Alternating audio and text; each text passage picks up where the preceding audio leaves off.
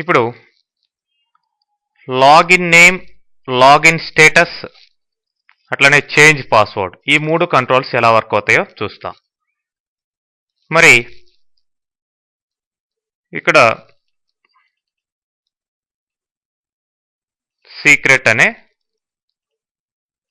మన వెబ్ పేజ్లో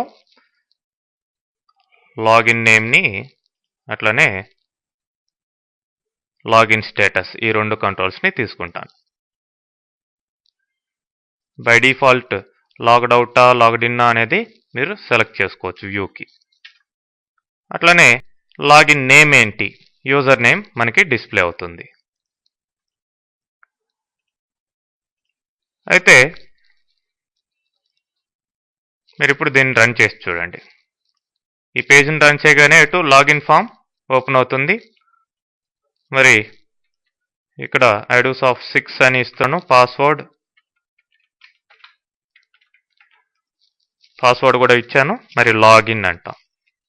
మరి ఇప్పుడు లాగిన్ స్టేజ్లో ఉంది కాబట్టి లాగిన్ స్టేటస్ ఏమొస్తుంది, లాగ్ అవుట్. అంటే మీరు క్లిక్ చేస్తే లాగ్ అవుట్ అయిపోతారు, ఆ అకౌంట్లో నుంచి బయటకు వచ్చేస్తారు.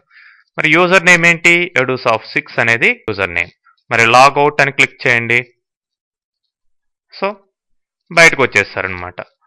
ఆ ఫామ్ నుంచి లాగిన్ ఫామ్కి రావడం జరిగింది.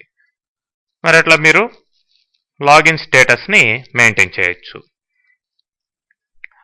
అదేవిధంగా యూజర్ నేమ్ని కూడా డిస్ప్లే చేసుకోవచ్చు ఆ 2 కంట్రోల్స్ ద్వారా.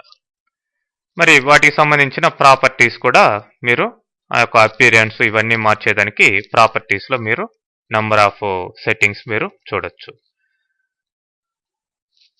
మరి చేంజ్ పాస్వర్డ్ కంట్రోల్ ద్వారా మనం పాస్వర్డ్ని చేంజ్ చేసుకోవచ్చు.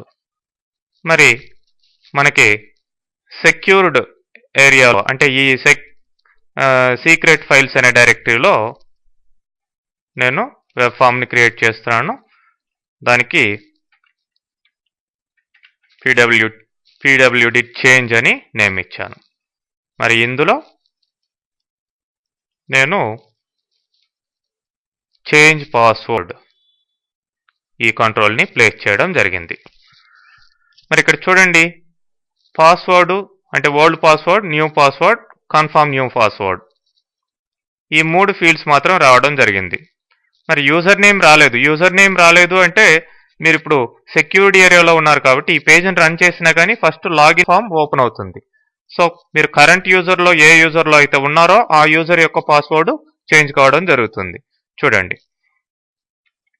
ఐడూసాఫ్ట్ 6 దీని పాస్వర్డ్ edu_soft. ఓకే, లాగిన్ అయ్యాను. ఇప్పుడు చేంజ్ పాస్వర్డ్ అంటే కరెంట్ యూజర్ ఐడూసాఫ్ట్ 6కి పాస్వర్డ్ చేంజ్ చేసేదానికి ఇక్కడ ఫామ్ రావడం జరిగింది.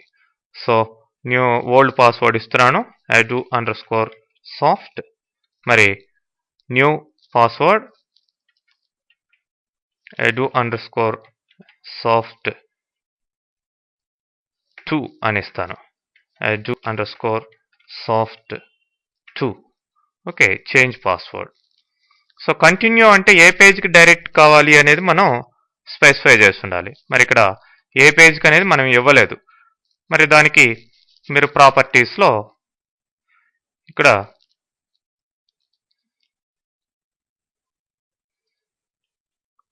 కంటిన్యూ డెస్టినేషన్ పేజ్ యూఆర్ఎల్, ఇక్కడ ఏ పేజ్కి కంటిన్యూ కావాలి ఇది పాస్వర్డ్ చేంజ్ అయిన తర్వాత అనేది మనం ఇట్లా సెలెక్ట్ చేయొచ్చు. మరి ఇప్పుడు సెక్యూరిటీ ఏరియాలో కాకుండా అంటే ఈ డైరెక్టరీలో కాకుండా బయట ఎక్కడైనా ఈ పాస్వర్డ్ కంట్రోల్ని యూజ్ చేసాము అంటే అప్పుడు యూజర్ నేమ్ కూడా మీరు వచ్చే విధంగా ప్లేస్ చేసుకోవచ్చు.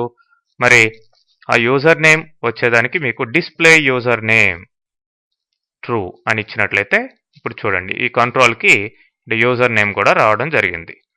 ఓకే, అంటే ఆల్రెడీ సెక్యూరిటీ ఏరియాలో మీ యొక్క వెబ్ పేజ్ని పెట్టి దాంట్లో ఈ యొక్క పాస్వర్డ్ కంట్రోల్ ప్లేస్ చేస్తున్నట్లయితే ఆల్రెడీ కరెంట్ యూజర్కి మాత్రమే పాస్వర్డ్ చేంజ్ అవుతుంది.